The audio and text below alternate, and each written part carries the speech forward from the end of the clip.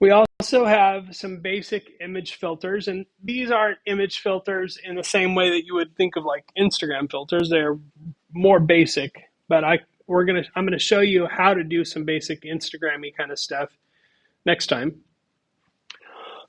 Notice here that we need to import both image and the image filter modules from Python or from Pillow.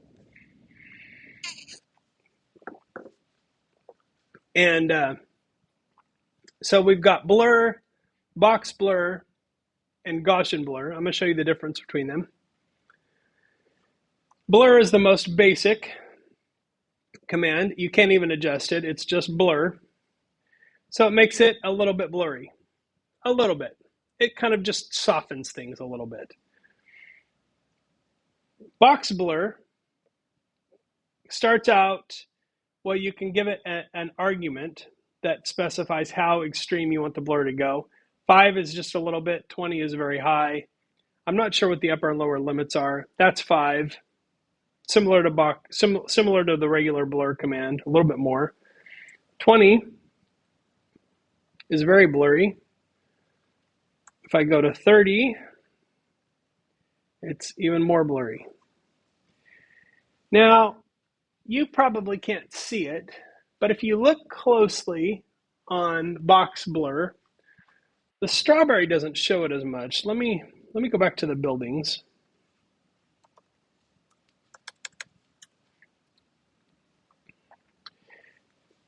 The building really shows it because it has those windows.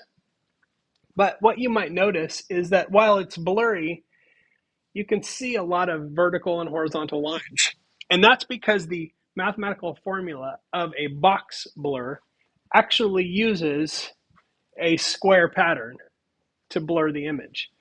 So it results in a kind of a unique look in certain pictures. If you contrast that with Gaussian blur, which is the more advanced mathematical formula for blurring, you'll see that it gets very even. So if I up that to 20, you can see it's just very smooth. So the kind of the gold standard, unless you like the effect of box blur, the gold standard for blurring is kind of to use the Gaussian blur. And those are all part of the image filter. So we're calling those using image.filter, and then we provide image filter and the exact filter that we want to use with that. A couple other image filters that are kind of interesting. We've got emboss, which makes it look like it's a three-dimensional relief, like embossed into paper.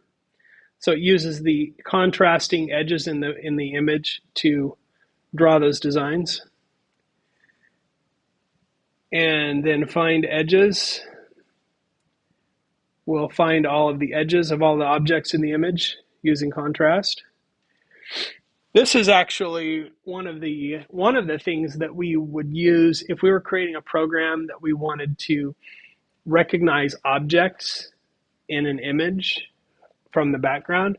We would use find edges, and then we would start picking the image apart using the objects that are found using that.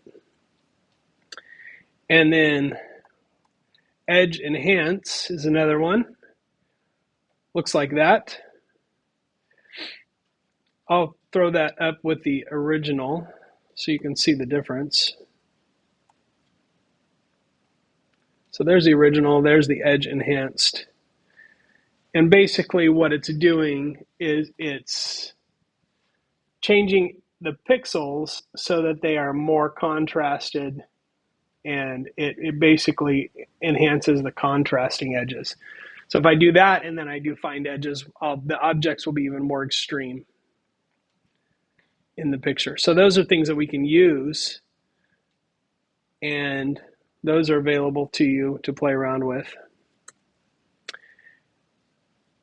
So we've got a lot of things. Oh, this one is an interesting one I haven't talked about. Image convert to L. We'll convert it to a grayscale image. So if I say image 2 equals, I don't need that, image, convert, and we say L, then the resulting image is black and white. It's not really black and white because a true black and white image has only black or white pixels. This has pixels that are only a shade of gray. So basically every pixel in this image has the same value for RGB. So it has 000, 111, all the way up to 250, 255. But that's basically what it does. So that's another thing that you have available to you. But we've got lots and lots of different things. Sharpen, smooth. Smooth is similar to a very light blur. Find edges, emboss. I showed you all of those. So those are just different filters that you can use.